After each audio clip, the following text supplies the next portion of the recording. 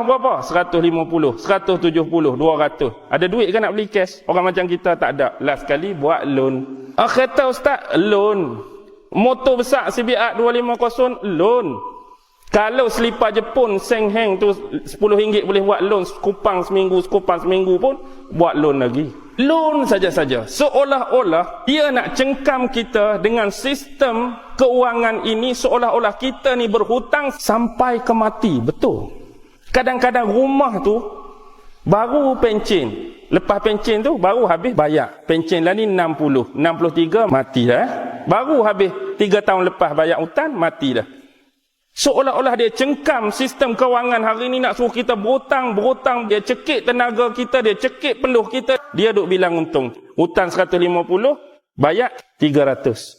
Tak cukup bulan ni, kena kerja lagi. Last kali sampai isteri-isteri setengahnya terpaksa keluar daripada rumah. Minta maaf sebut.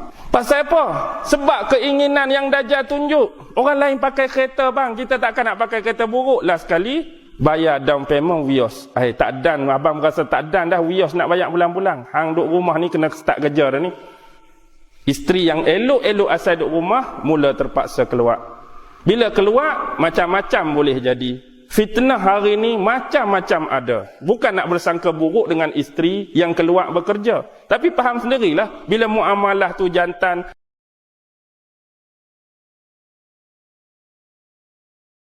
Perjanjian daripada Bani Israel. Wa ba'athna, dan telah mengangkat minhumu, daripada mereka, isna asyara nakiba. 12 orang nakib. Jadi 12 orang nakib ni siapa? Adakah berbeza dengan anak-anak yang 12 Bani Israel tu? Ya, berbeza. Kenapa saya kata berbeza? Tuan-tuan boleh rujuk Al-Ma'idah ayat 12 tu tentang 12 nakib Bani Israel. Buka tafsir Ibnu Katsir tentang ayat ni. Dia ada perbahasan 12 nama yang dikemukakan oleh Muhammad Ibnu Ishaq. Tapi penulis kitab siapa? Imam Ibnu Katsir tu dia sailang. Dia kata, aku telah membaca kitab Taurat daripada kitab yang keempat, dan aku menemui di dalamnya 12 nama yang berbeza dengan apa yang dikemukakan oleh Ibnu Ishaq. Ibnu Ishaq pun bawa 12 nama. Tapi Imam Ibnu Katsir bila dia rujuk kitab Taurat pada kitab yang keempat, nama yang ada dalam kitab Taurat yang dirujuk tu berbeza dengan apa yang dikemukakan oleh Ibnu Ishaq. Antaranya, nakib yang 12 ni terkemudian. Contohlah saya bagi beberapa nama. Pertama tadi siapa ingat? 12 Bani Israel, nombor 1 nama apa? Raubin tadi. Raubin. Kalau Raubin, pemimpin dia, nakib dia ialah As-Sawni. As-Sawni bin Sadun. Ini riwayat Imam Ibnu Katsir. Contoh yang kedua, Syam'un. Kalau Syam'un, nakib dan pemimpin dia, kalau Bani Syam'un ni siapa? Samuel bin Surshaki. Samuel bin Shursaki, contoh. Lewi tak ada. Kalau Yahuza, Al-Hashun bin Amiziyah. Al-Hashun bin Amiziyah. Lepas tu siapa dia? Izakar, Syal bin Sa'un. Kalau Zabulun, Aliyab bin Halub. Kalau Yusuf, dia ada 2. Sebab keturunan Yusuf, satu nama Yufraim, satu nama Manasseh. Kalau Yufraim, Mansha bin Amanhur, pemimpin mereka. Kalau Manasseh, Hamlayail bin Masrun. Tu contoh dah. Maksudnya ada perbezaan tak? Ada perbezaan. Hak 12 tu ialah Bani Israel. Yang ni 12 nakib adalah anak cucu keturunan mereka mewakili 12 tadi. Sama lah macam zaman Rasulullah pun terkait dengan angka 12 juga. Tang mana terkait dengan angka 12? Ketika perjanjian Aqabah. Ingat perjanjian Aqabah? Ada 12 orang kan? 3 daripada suku Aus, 9 daripada suku Khazraj. Ingat ke tak? Ingat ke tak 12 orang? Perjanjian Aqabah. Cuba sebut nama hak ingat. Aus 3 orang yang popular. Usaid bin Hudair seorang. Sa'ad bin Khaisamah yang kedua. Yang ketiga Rif'at bin Abdul Munzir. Ada juga riwayat kata Rif'at bin Abdul Munzir diganti dengan Al-Haisam bin Taihan. Itu 3. Tinggal 9 Bani Khazraj. Abu Umamah As'ad bin Zurarah, Sa'ad bin Rabi', Abdullah bin Rawaha, Rafi' bin Malik, Al-Barra' bin Ma'rur, lepas tu Ubadah bin As-Samit, Sa'ad bin Ubadah, kemudian Al-Munzir bin Umar, kemudian Abdullah bin Amru. 9. Jadi 3 campur 9 12 juga. Syiah pun 12 juga. 12 apa? 12. Imam 12 dia tu lah Isnah Asyariah, imam-imam Ahlul Bait tu. Padahal tak ada kena-mengena pun Ahlul Bait dengan mereka. Mereka saja menisbahkan ke ahlu baitan dia tu dengan depa. Okey. Kembali. Bila dah 12 Bani Israel ni lahir, inilah kemudian Nabi Allah Yusuf, anak beranak depa. Jadi Nabi Allah Yusuf dikhianati oleh siapa?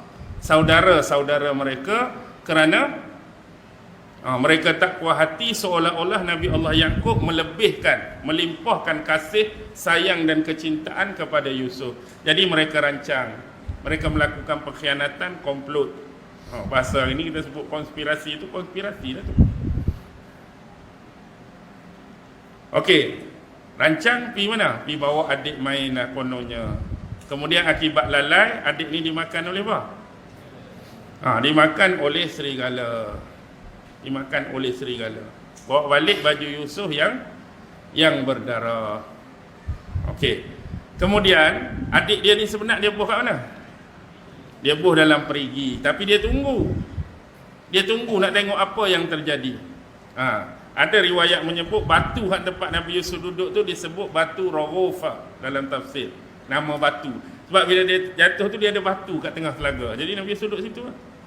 Jadi bila orang buat turun timba lah. Jadi dia bergayut pada timba tu naik. Kemudian bila orang tu tengok Nabi Yusuf, abang-abang dia hak duk stay tunggu tu keluar. Oh, ni sebenarnya hamba kami hak lari. Sebab dia nak duit tu. Bukan nak bagi pelepasan saja. Kami lama dah cari. Rupanya dia sembunyi dalam perigi ni. Tapi kalau kamu nak beli, kami nak jual lah. Jadi dia jual lah dengan harga beberapa dirham. Akhirnya Yusuf terbawa sampai ke negeri Mesir. Ringkas cerita, duduk dengan keluarga angkat dia. Kemudian dia angkat dengan mimpi tu dia diangkat jadi menteri pembendaraan, menteri kewangan. Jadi berlakulah perpindahan Bani Israel akibat kemarau, akibat payah punca makanan.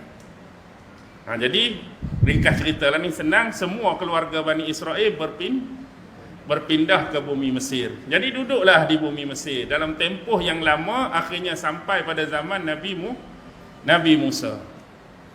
Bila zaman Nabi Musa tu dia naik dah pemerintah lain. Dia tak sama macam dulu. Sebab zaman Nabi Yusuf tu zaman Hyksos. Bukan zaman Fir'aun, zaman Hyksos. Mari zaman Nabi Musa ni zaman Fir'aun. Jadi mereka kata, ni bangsa luar daripada bumi kita, duduk sini dapat macam-macam lebih-lebih pula. Macam kita hari ni lah, orang luar mari kaya, duduk senang. Kita tak lihat duduk tempat kita.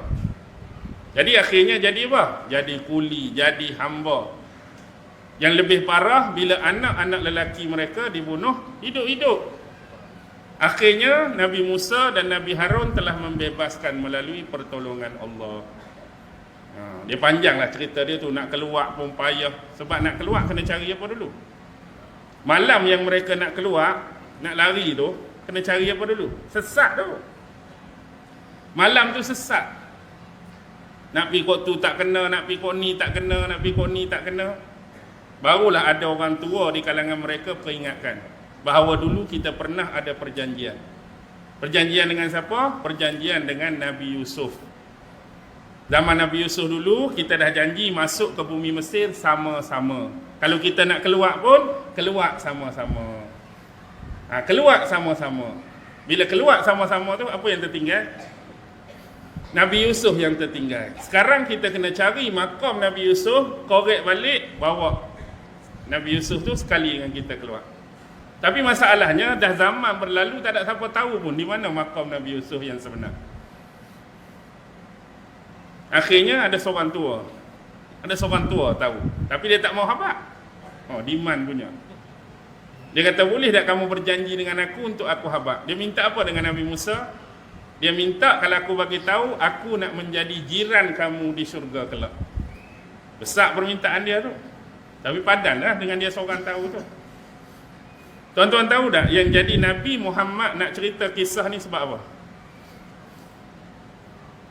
Yang jadi nak keluar kisah pasal cari makam Nabi Yusuf ni. Sebab yang betulnya Nabi Muhammad pi kepada golongan Arab Badui. Jadi bila golongan Arab Badui ni Nabi tanya mereka, mintalah apa yang kamu nak minta. Mintalah apa yang kamu nak minta. Jadi orang Arab Badui, standard pemikiran dia agak-agak dia nak minta apa bila Nabi kata minta apa nak. Dia nak minta unta yang gemuk. Unta gemuk yang susu penuh lah. Maksudnya dia kena perah susu sekali dengan seketing. Kalau kereta tu Mugen ke RS sekali lah. Lepas tu baru Nabi tanya, pasal apa kamu tak minta padaku sama seperti wanita tua Bani Israel minta dengan Nabi Musa dulu? Daripada Nabi sebut macam tu, jadi sahabat tanyalah, apa cerita dia yang wanita Bani Israel minta? Baru keluar cerita ni. Maksudnya berbaloi tak permintaan dia? Berbaloi lah nak jadi jiran Nabi Musa dan syurga. Kamu aku tanya nak minta apa? Nak minta unta sekali dengan seketingnya. Tu asal cerita dia. Nak keluar cerita ni. Baik. Berjaya dah. Sekarang ni belakang Fir'aun dan tentera dia kejar. Depan tu siapa? Depan tu laut. Laut. Akhirnya perintah daripada Allah, Nabi Musa pun pukul laut terbelah. Sekarang menyeberanglah. Bila selamat sampai di sana, tadi mata yang menyaksikan tongkat dipukul, laut terbelah. Mata yang sama menyaksikan laut ditangkuk kembali, dan mata yang sama menyaksikan Fir'aun dan tentera dia mati lemas dihanyutkan oleh Allah. Inilah kemenangan, inilah nikmat. Bila sampai sebelah sana, jadilah macam-macam tu kita duk sebut. Sembah patung lembu lah.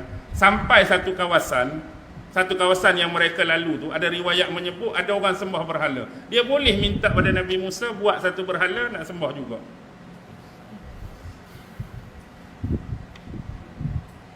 Boleh tengok apa pemikiran dia tu, pelik-pelik lah. Okey, selamat dah tu. Pipi sampai siapa? Sampai Nabi Yusha. Bila Nabi Yusha pun tak ada. Kemudian selepas Nabi Yusha, Khalid bin Yafuna, Khalid bin Yukanna pun tak ada. Selepas tu Hizkil bin Buza pun tak ada. Last sekali, zaman tu tak ada Nabi dan Rasul. Zaman tu mereka diperintah oleh 10 hakim Bani Israel.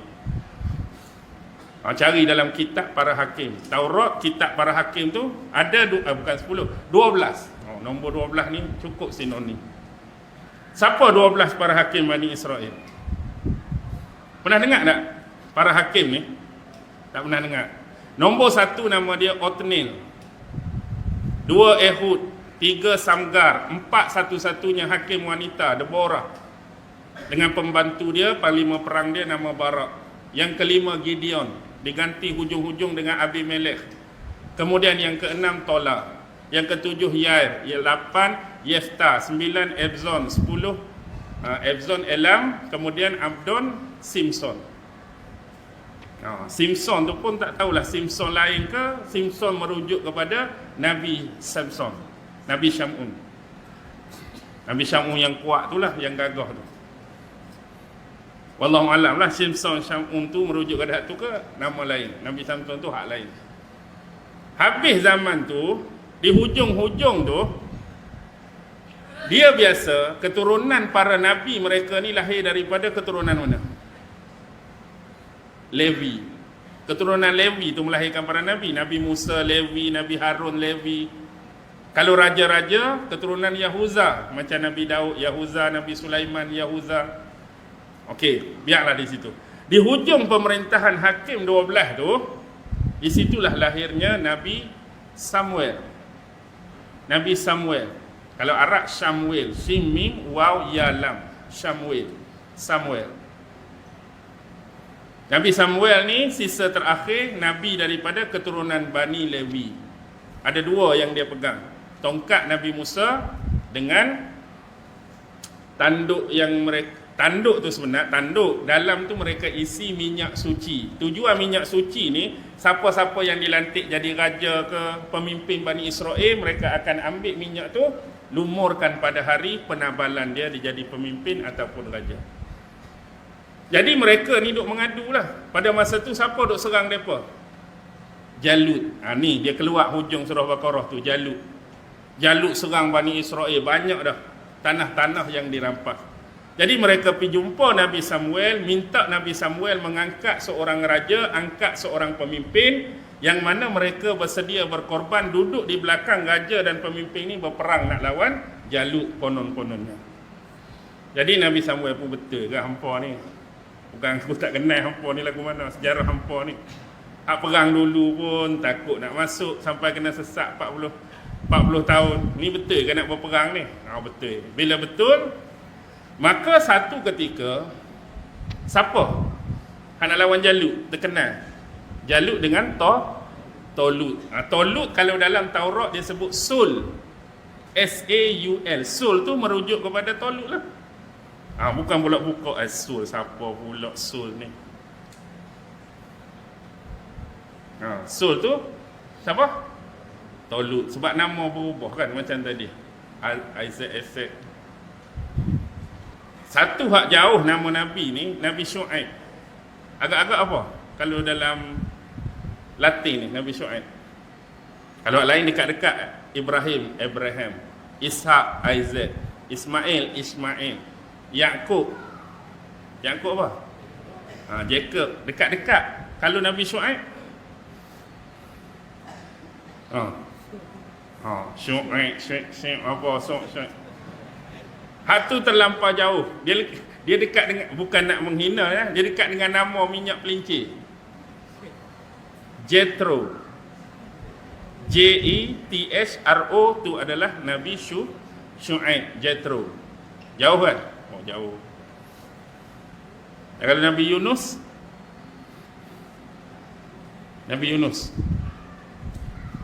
Jonas. Zakaria. Yahya, John. Isa, Yesus. Muhammad dan sebagainya. Okey. Ada Nabi-Nabi apa lagi? Kalau Nabi Ilyas,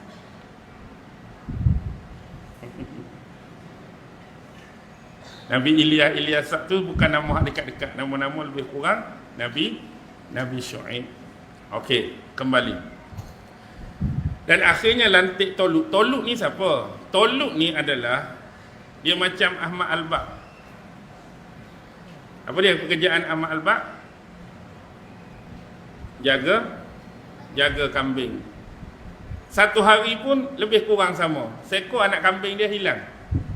Kawan tu pergi dalam bukit, jumpa harta jin tu kan, nida. Dia tak jumpa, cuma dia lalu depan rumah Nabi Samuel. Tanya Nabi Samuel, adakah nampak anak kambing dia? Tak. Tapi sepanjang sesi dialog dengan Nabi Samuel, peristiwa pelik berlaku. Minyak yang di dalam tanduk tu menggelegak dengan sendiri. Menggelegak. Ni salah satu tanda orang tu lah yang terpilih. Tunggu sat, ringkas cerita. Satu lagi dia buat keluar tongkat Nabi Musa. Dan bila ukur ketinggian Tolut daripada kepala sampai kaki sama tinggi dengan tongkat tersebut. Inilah manusia yang dipilih dan akan diangkat jadi pemimpin Bani Israel. Tapi sayangnya dia keturunan Bunyamin. Tolut keturunan Bunyamin dan keturunan Bunyamin dianggap keturunan low class di sisi mereka. Walaupun dah keturunan Bani Israel, tapi low class. Kalau boleh Lewi kami nak, kalau boleh Yahuza kami nak, action. Padahal keturunan mereka. Apatah lagi kalau orang Sungai Duyung lah mana? Hak terpilih tu orang Sungai Duyung. Lagilah tak boleh belah. Akhirnya terpaksa juga terima. Dan didatangkan apa? Didatangkan The Ark of Covenant. Apa tu? Tabut Sakinah. Tabut Sakinah.